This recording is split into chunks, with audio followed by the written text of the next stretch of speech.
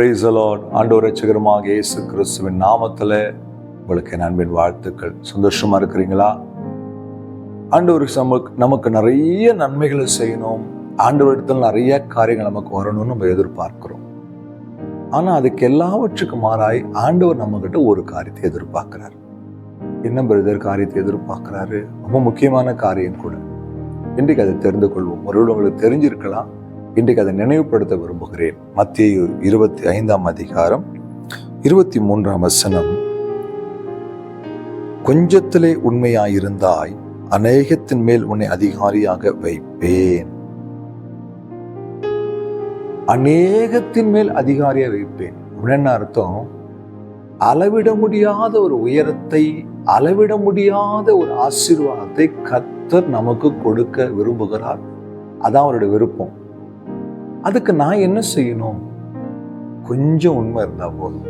இது எப்படிங்க? ஆச்சரியமா இருக்குல்ல? அநேகத்தின் மேல் அதிகாரியாய் அநேகத்தின் ஆசீர்வாதங்களை நான் பெற்றுக்கொள்ளணும்னா என்னிடத்துல அதிகமா எல்லாம் உண்மை அதிகமா, பரிசுத்தம் அதிகமா எல்லாம் இருக்கணும். அப்படிதான் நினைப்போம். நான் கர்த்தர் சொல்றாரு, கொஞ்சத்துல உண்மையா இரு. கொஞ்சம் உண்மை உங்ககிட்ட இருந்தா போதும், உன்னை அநேகத்தின் மேல் உயர்த்துவேன், அநேகத்துக்கு ஆசீர்வாதமாய் வைப்பேன். இதுதான் பிரச்சனையே. அப்படின்னு என்ன அர்த்தங்க? நம்ம இடத்துல அந்த கொஞ்சம் உண்மையை தேவன் எதிர்பார்க்கிறார். இந்த கொஞ்சம் உண்மையை கர்த்தர் விரும்புகிறார். மோசேயை குறித்து ஆண்டவர் சொல்லும்போது, என் வீட்டிலே என் தாசனாகிய மோசே உண்மை உள்ளவன்.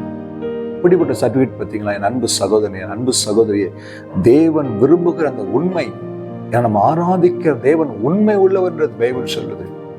அவர் வாக்கு மாறாத, ஒரு பொய் உரையாத தேவன்.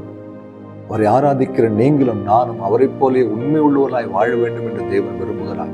கர்த்தருக்கு கொஞ்சம் உண்மையா இருந்து பார்த்துட்டோம்னு வச்சுங்களேன், கர்த்தர் மேலே அநேகத்துக்கு மேலாக உயர்த்துவார், ஆச்சரியமாய் நடத்துவார், அற்புதங்களை காண செய்வார். அவர் விரும்புகிற உண்மை நம்ம கிட்ட இருக்குதா? இன்றைக்கு ஒப்பு கொடுப்போம். அந்த உண்மை உள்ள மனிதனாய் வாழ, மனுஷியாய் வாழ நம்மளை அர்ப்பணிப்போம். கர்த்தர் அநேகத்தின் மேல் நம்மளை உயர்த்துவார். கண்களை மூடி அன்பும் இரக்கமுள்ள ஆண்டவர், இந்த வார்த்தைக்காய் ஸ்தோத்திரம். கொஞ்சத்திலே உண்மையாயிருக்க எங்களுக்கு உதவி செய்யும். இது எங்களை உயர்த்தும். இயேசு கிறிஸ்துவின் நாமத்தில் பிதாவே, ஆமென். அல்லேலூயா. God bless you.